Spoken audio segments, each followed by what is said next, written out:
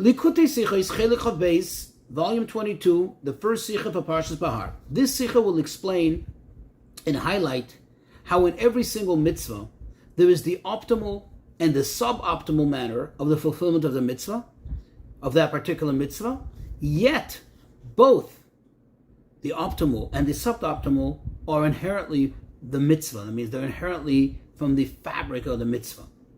To better flow through the Sicha, let's familiarize ourselves with the terms lechatchila versus b'diavad. And we're going to use those terms. Lechatchila means literally translated, to begin with. B'diavad, literally translated, is after the event, after the fact. Common example, many times in Shulchan Aruch, it'll tell us that a mitzvah has to be in such a performed, has to be fulfilled in such a manner. But then it says, however, if one did it this way, meaning after the fact, once it's been done this way, well, one has also fulfilled their obligation. That is the literal and absolute meaning in terms of halachic application of lechatchila versus b'diavad. However, on a deeper level, it's also, as the Rebbe will explain in depth in this Sicha, lechatchila versus b'diavad means that even in the mitzvah itself, even in the full and most complete performance of the mitzvah, there still is an aspect of b'diavad versus an aspect of lechatchila, as we'll see in the Sicha. Another term to familiarize ourselves with, an eved ivri, literally translated a Jewish slave. And that is, as it appears in the book of Exodus, chapter 21, verse 2, if one gets sold as a slave, it says, quote, he should work for 7 years. He has to serve, meaning his term of enslavement is 6 years. Uvashvis, and in the 7th year, he goes out free. That's his year of freedom. Another term to familiarize ourselves with, another concept, tzedokim and baisusim. There was a group that broke away from traditional Judaism, and their leader of the group, his name was Tzaddik, thus the name Tzedokim. Another group was very similar to them in ideology. It was Baisus, and thus the Baisusim. And one of their main arguments, their main beef, so to speak, with Judaism is that they denied the validity, the truth of Torah Shebaal Peh, the oral law as we know it, as it interprets many, if not all, of the mitzvahs that appear in the Torah, that they can't be taken literally. One common example which applies to this Sicha, which is also very applicable and apropos to where we're now in the calendar, and that is the counting of the Omer. The Torah says, "Usvartem lachem imachras haShabbos." You should begin to count from the next day, the tomorrow, that is literally, of the Shabbos. Now, of course, the meaning over there is that you're supposed, as Torah Shebaal Peh explains, that you're supposed to start counting the 49 days, culminating with the 50th day when you celebrate Shavuos, on the next day after the first day of Pesach, after the celebration of Pesach, which is also called Shabbos. Not typically called Shabbos, but it's also called Shabbos. They, however, denied this interpretation. And they said, no, you begin to count always on a Sunday. And thus, Shavuos always falls out on a Sunday, according to their way of thinking. One more thing, the way we have our calendar set today is very confirmed, very precise. One could know in advance, many years in advance, if one only knows how to do the calculation, how to follow the formula, one could know when Shavuos will be, when Pesach will be, and so on.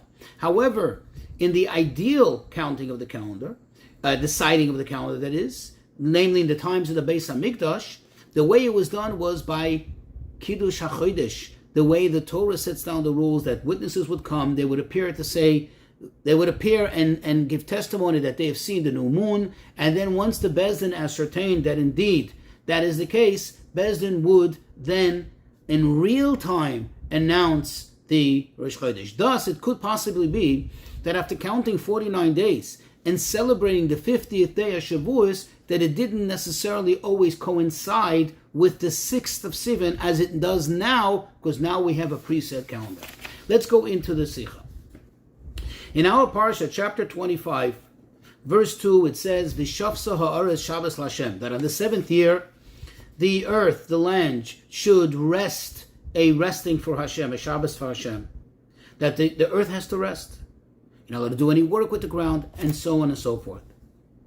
The Zohar, which is the esoteric secrets of the Torah, comments on this and says, it actually introduces the verse from the book of Shemos, the book of Exodus, the verse that speaks about the releasing of the Jewish slave on the 7th year. That means he has to work a full 6 years, and on the 7th year he goes free. And here's what the Zohar says, that every single Jewish person also has a rest on Shemitah.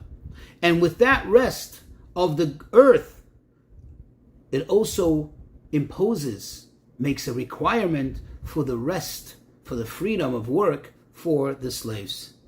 So this basically implies that the rest of the earth is inherently connected to the rest of the slave after his 6-year term.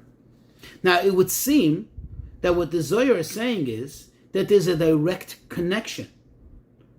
And just like on the 7th year you have to give the earth a rest, on the 7th year, on the sabbatical year, the Shemitah year, you would have to give the servant, the Eved Ivri, a rest. But the fact is that that's not the case. The halacha is, and we don't find anywhere that the Zohar should be arguing with the halacha, that the Eved Ivri, irrespective of when Shemitah falls out, when the real sabbatical year falls out, the Eved Ivri needs to serve a full term of 6 years, even if it overlaps Shemitah. In other words, it has to be a full 6 years from when he was sold as a slave, and then on his 7th year, he gets released. So the question is, what does the Zohar mean? What exactly is the idea of what the Zohar, the correlation that the Zohar is making between the sabbatical year, the 7th year, and the 7th year of that individual who's been sold as a slave? So the Rebbe says, in order to understand this, we'll first introduce a very interesting concept, very interesting fact, which we find in many mitzvahs, and the Rebbe is going to go about bringing a number of examples from very, very interestingly, from various types of mitzvahs. We find in the mitzvah, every single mitzvah almost, that it has the aspect of lechatchila and the aspect of b'diavad. Now, like I explained in the introduction, you have it in the literal sense, that this is the ideal, the optimal manner in which the mitzvah needs to be performed. But then there is the after the fact, b'diavad, if it wasn't done exactly that way, as long as you met a certain criteria, a certain threshold, okay, you fulfilled the mitzvah. However, it's brought in the Achreinim, in many of the sources, that this difference between lechatchila and b'diavad goes to the deepest, the most fundamental, and actual core of the mitzvah. That means every single mitzvah has both the aspect of lechatchila in it and the aspect of b'diavad. Here are several examples. Let's take first the mitzvah of Sfiras HaOmer. As I already mentioned in the introduction, if you look in Parshas Emor, chapter 23, verse 15, it says, Usfarta lochem imachras HaShabbos. You should begin counting the next day of Shabbos. Now, of course, we know, according to Torah Sheba'al Peh, what does this mean? The next day of Pesach, the second day of Pesach. But then the question becomes, why then did the Torah say the next day of Shabbos when it means the next day of Pesach? And in fact, this is really the cause, this is the root of all the problems. This is what gives room to the argument of the Tzdoikim and the Baisusim. However, based on what we said, that every mitzvah has a lechatchila and b'diavad component, that means there's the aspect of lechatchila in the mitzvah and then there's the aspect of the diavad, we can better understand it.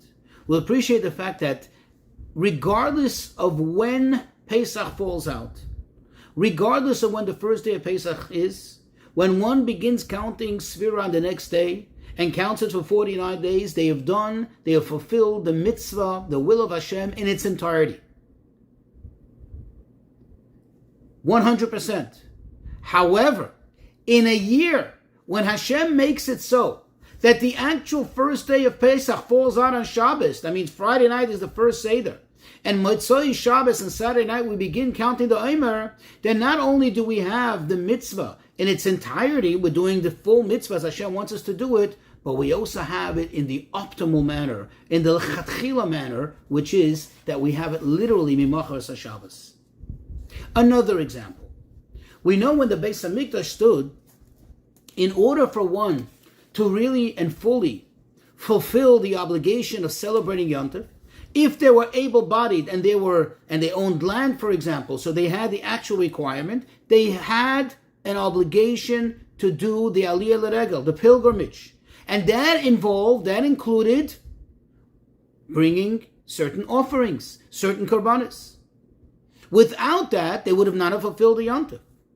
Nowadays, however, we do not have a Beis HaMikdash. And therefore, we don't have the obligation of Aliyah L'Regel, nor could we do the obligation of bringing the sacrifices that go along with it. And yet, our fulfillment, our observance of Yom Tov is 100%. So you see again, within the mitzvah of Yom Tov, there is the 100% of Yom Tov, but then there's the 100% which in the most ideal manner is also lechatchila, on the most optimal level possible. Moreover, if we're talking about Yom Tov, within Yom Tov itself, meaning within the Yom Tov of Pesach or Sukkot, where you have 7 days and 7 days, within the Yom Tov, within the period of 7 days that the Torah calls it Yom Tov, you also have a difference between the Yom Tov, the actual Chag, and the Chol HaMoed. The Chag, you're not allowed to do any malacha.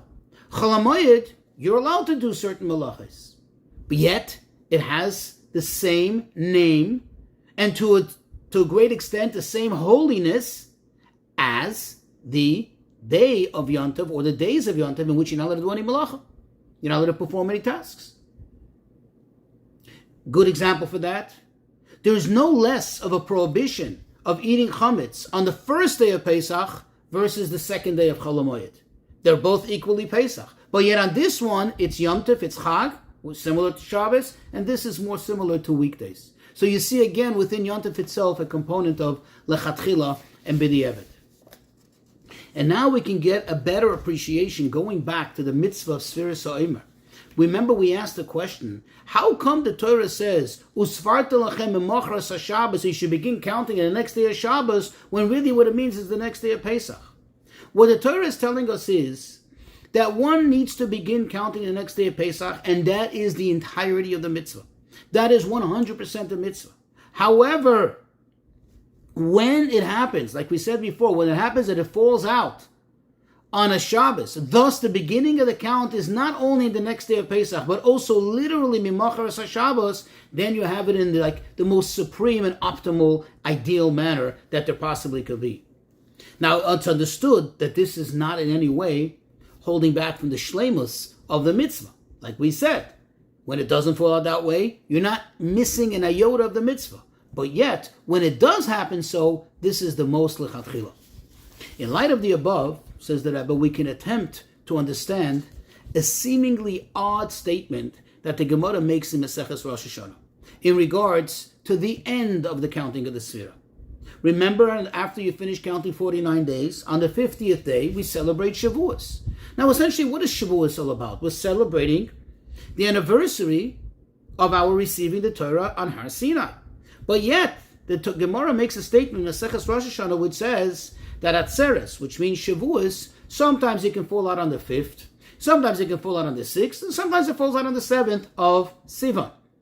Again, this is in the times of the Beis HaMikdash, when they established Rosh Chodesh, not based on a pre-calculated formula, but rather according to the real-time vision of the new moon and establishment of Rosh Chodesh by the Beis Din, then it was possible that some of the months had 29 days, 30 days. There was no way of predicting, and that's why, and therefore, Shavuos, which is the 50th day, where the Torah connects it and stipulates it to being the 50th day from when you began counting the Omer, could sometimes be either on the 5th of Sivan, sometimes a little later on the 7th of Sivan, or sometimes on the actual anniversary of Shavuos. Now think about it. As we said, what is the celebration of Shavuos? It's because they count 49 days, similar to what our ancestors did after they left Mitzrayim, and having this great anticipation and yearning for the giving of the Torah, which came about after they finished counting the 49 days on the 50th day. So how could it be that sometimes you celebrate the 50th day, Shavuos, which is really a commemoration, anniversary of the giving of the Torah, but not on the actual anniversary, not on the 6th of Sivan? And not only that, the celebration of Shavuos is inherently connected to the Torah, to the giving of the Torah, so much so that when you look at the list of the korbanos, all the offerings of the various Yom Tovim, for each Yom Tov there's also an offering which is called a chatos, usir izim lechatos, that you have to bring a young goat as a sin offering. However, by Shavuos there's no sin offering. And the Chazal ask why, and they explain. Because Hashem says, quote, since you were willing and you were ready to accept upon yourself the yoke of Torah, I consider it for you as if you never sinned. In other words, there's no aspect of sin associated with Shavuos, and that shows us how inherent this is connected to the Torah. But yet, it's possible that we celebrate it not on the actual anniversary of the giving of the Torah. But of course, based on what we said above, the explanation is as follows. Since the whole idea of Sfiras HaOmer is inherently as a preparation for Matan Torah, like our ancestors did, therefore the 50th day is connected to Matan Torah. However, when it falls out on the 6th of Sivan, as it does now in our calendar, when it falls out on the 6th of Sivan, then you have an alignment of the optimal idea. You have both the 50th day, which is inherently connected to Shavuos, and now you have it also fall out on the 6th day, which is the actual calendar date, the anniversary of when Hashem gave it. And we have yet another example in another very important and fundamental mitzvah in Judaism. And that is the mitzvah of Schiras Yetzias Mitzrayim, remembering the Exodus from Egypt, which we know that it's so important, so fundamental that we have to remember it every single day. But yet, there's two varying components to this mitzvah, or we should say two tiers in this mitzvah.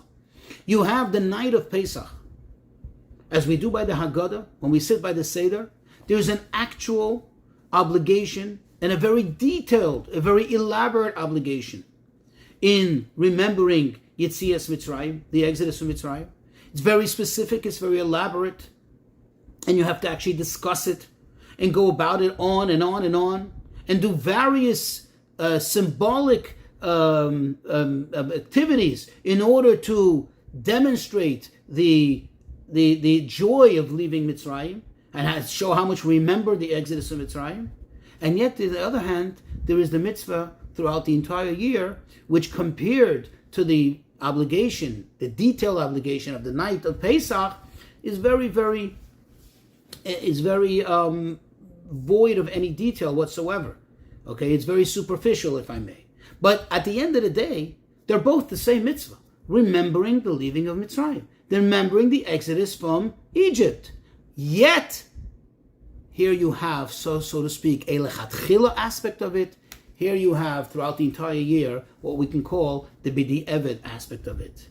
Another example of this, in the Mishnah in Shkolim, in Tractate Shkolim, right in the beginning of chapter 5, the Mishnah enumerates the various tasks on which there were appointees in the Beis HaMikdash. There's various functions. The person who was in charge of the priestly garments, the person who was in charge of the various offerings, of the various libations, and so on. And the Mishnah gives each one a name. Literally, not a name of a title, but rather a name. Yochanan ben this and this person. And of course, all the commentaries discuss it. What does this mean? It cannot be that throughout all generations, they always found an appointee. They always found a person to be in charge of that function with the exact same name of his predecessor. It's just impossible. So, the explanation is that the original appointees went by that name. But here comes the question. We know that the Mishnah is not a book of history, and not just telling us, some FYIs. Certainly not things that happened in the past. Of what halachic value is it? So thus come many of the commentaries and explain That what it's telling us is that all the people who succeeded the original ones, they're all successors of the original appointees on those tasks, they all were given like a moniker, they were all given the name of the original appointee to that task. What does that tell us? We know that a name brings out a character of someone. A name brings out the essence of the person.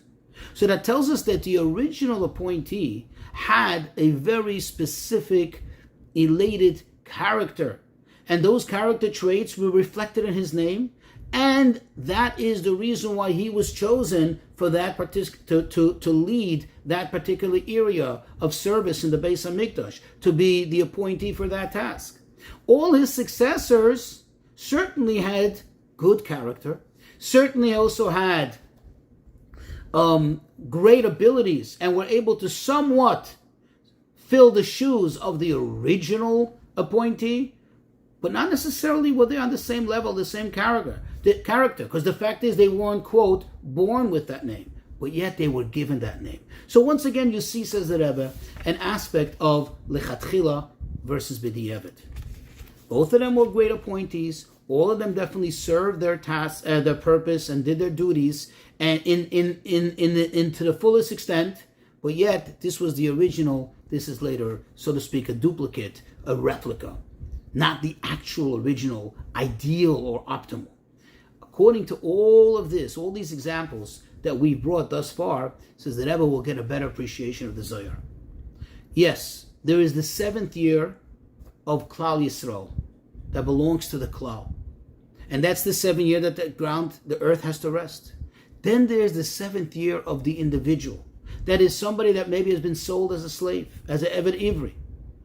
Both of them have the aspect of 7. That means that there is a common point, there is a commonality, there's a connection between the two. The difference is that when it comes to the 7th year, which is like the lechatchila, the optimal, this is one that belongs to all, it belongs to the klal. There, it's Shabbos LaHashem. It's the ultimate rest. It's the ultimate Shabbos. And therefore, everything rests. The earth, the Jew, everything. It's an inherent rest for all. When it comes to the individual, this idea of 7 is certainly also there, but not in its full shlemus. Because the Eved Ivri is part of Klal Yisrael, that's what the Zohar is saying. That just like, quote unquote, just like there is a rest for the earth, there's that great Klal rest, so too there's a rest for him in his 7th year. When they become aligned, meaning when the 7th year of this individual happens to fall out on a Shemitah year, that means he was sold literally in the beginning of the 6-year cycle leading up to Shemitah, now then you have it all come together in its optimal form, in its great optimum state that can possibly be.